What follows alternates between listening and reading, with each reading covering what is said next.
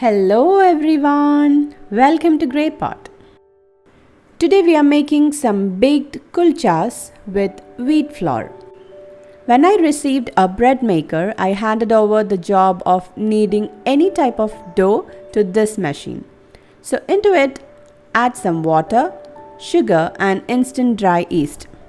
When the yeast gets proofed, add in some flour, that is whole wheat flour, some salt and some oil.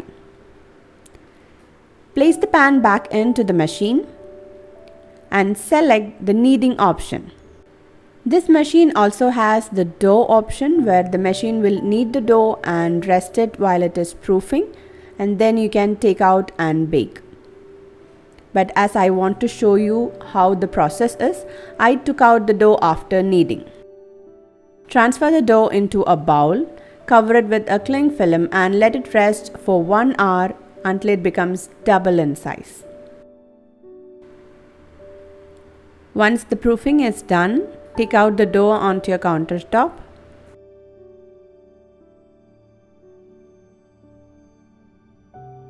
Sprinkle some flour and roll out the dough.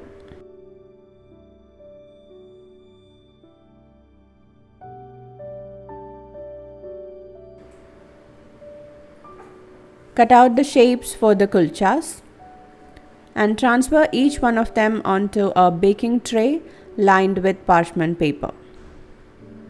Here I didn't add any parchment paper on the baking tray and it was a bit difficult to take it out.